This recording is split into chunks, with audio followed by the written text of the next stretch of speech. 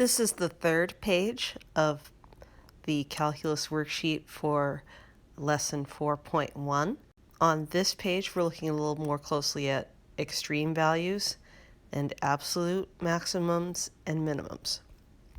So the first question asks us to find the extreme values of this function here. So again, I created a similar function, and I'm going to find the extreme values of this function. First, I take the derivative. Then I set the derivative equal to 0. Unfortunately, because the x is in the denominator, and there's no way to make that numerator equal to 0, there is no 0 for this denominator. And because the denominator can't be equal to 0, it's actually not differentiable right there. The function's continuous because the function had a positive exponent on the x value, or on the x variable, but because the derivative has a negative exponent on the x variable, it can't be equal to 0. So I figured out that the limit as x approaches 0 of the derivative is negative infinity. There is a critical value because the function is defined at 0. So when I plug 0 into the original function and I get 0, there is a critical point. I went ahead and graphed this function in Desmos so that you guys could see that at 0, 0, we do have this critical point, and the derivative is undefined because you can tell that the tangent line would be vertical at 0, 0. But that's not what the problem was asking for. It wasn't asking for that critical point. It was asking for extreme values. Did have to find the critical points in case those were absolute maximums or minimums, but in this case it's definitely not because the derivative at that critical point wasn't equal to 0.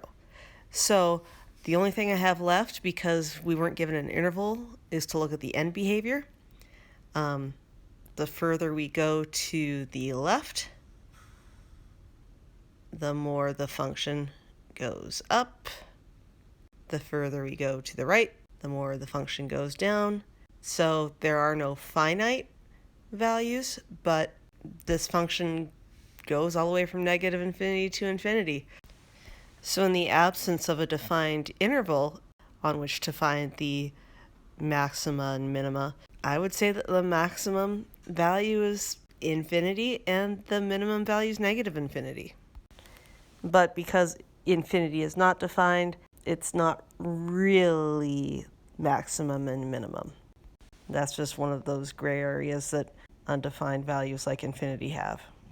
Questions 8 through 11 all ask questions about the same quadratic function on the same interval. So I'm going to do a similar function and answer the same basic questions. So first, looking at number 8, it's asking whether or not the function has an absolute maximum and an absolute minimum. This is a continuous function, right? It's just a polynomial function. There is a defined interval. If you have a continuous function with defined endpoints, there will be an absolute maximum and an absolute minimum. So on to question number 9, asking for the extreme values of that same function.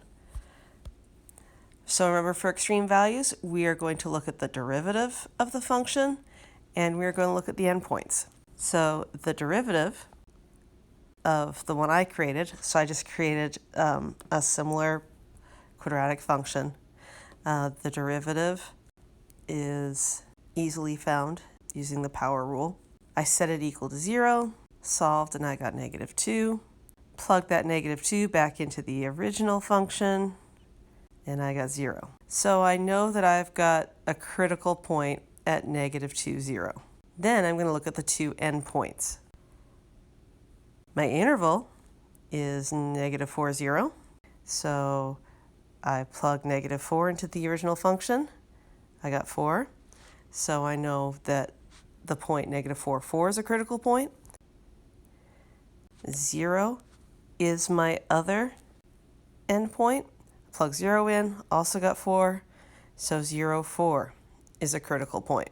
Remembering that extreme values aren't points but output values, my extreme values are my y's, 0 and 4. So 0 is the minimum, 4 is the maximum. So that makes the answers to 10 and 11 pretty straightforward. What is the absolute maximum value of this function on this interval? Well, at both endpoints, there's a maximum, and that maximum for our function is 4. Sorry, it's not for this function here. And then the minimum value is the one we got from the derivative when we did number 9, and for our function, it's 0. For this function here, it's going to be something different, but the process is going to be the same. So that's how to do the third page of this worksheet.